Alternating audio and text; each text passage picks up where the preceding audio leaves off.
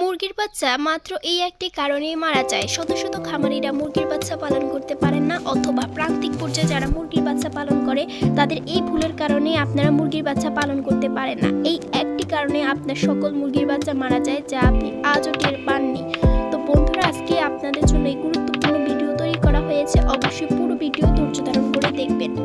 মুরগি বাচ্চা পালনের সবচেয়ে বড় ভুল সেটি সকলে করে থাকে, নতুন পুরাতন সবাই করেন। সেটা হলো ভিন্ন বয়সের মুরগি এবং মুরগির বাচ্চাকে একসাথে রাখা।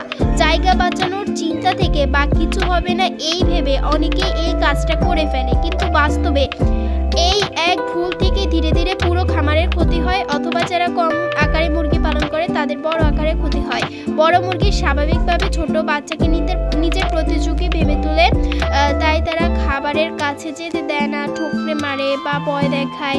এতে বাচ্চা মুরগি সবসময় আতঙ্কে থাকে, ঠিকমতো খাবার খেতে পারে না, শরীর দুর্বল হয়ে যায়। অনেক সময় দেখা যাচ্ছে বাইরে থেকে কোনো প্রকার রোগের লক্ষণ দেখা না গেলেও ভিতরে সেগুলো রোগ প্রতিরোধের ক্ষমতা হারিয়ে ফেলে। এক পর্যায়ে অসুস্থ হয়ে মুরগির বাচ্চাগুলো মারা যায়। আরেকটা বড় সমস্যা হচ্ছে যে রোগ ছড়ানো। বড় মুরগির শরীরে অথবা মধ্যবয়সী মুরগির শরীরে এমন অনেক জীবাণু থাকতে পারে যেগুলোতে সে অসুস্থ না হলেও ছোট বাচ্চা সহজে আক্রান্ত হয়।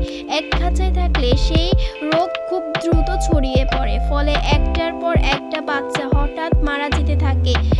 তখন খামারি ভাবে হঠাৎ কি যে হয়ে গেল, সবগুলো মুরগির বাচ্চা মারা যায়। কিন্তু মূল কারণটা তো একসাথে মুরগি এবং মুরগির বাচ্চাগুলোকে রাখার কারণেই হচ্ছে।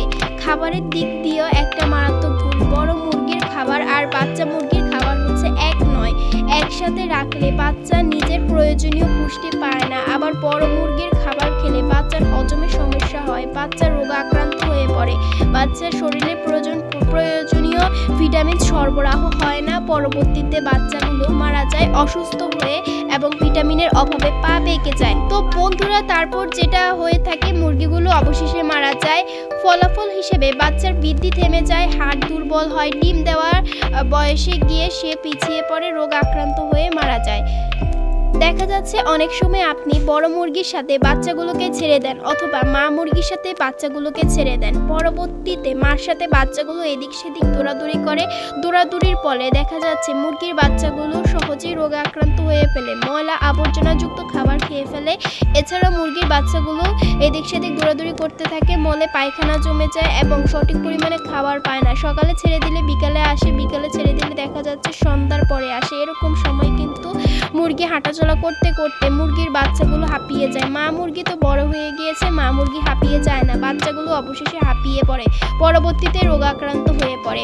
সব মিলিয়ে এই এক ভুলের শেষ পরিণতি হলো অকারণে বাচ্চা মারা যাওয়া, বেঁচে থাকলেও ঠিকমতো বড় না হওয়া, তারপর আর খামারের লসের জায়গায় ক্ষতি, লাভের জায়গায় ক্ষতি হয়ে থাকে।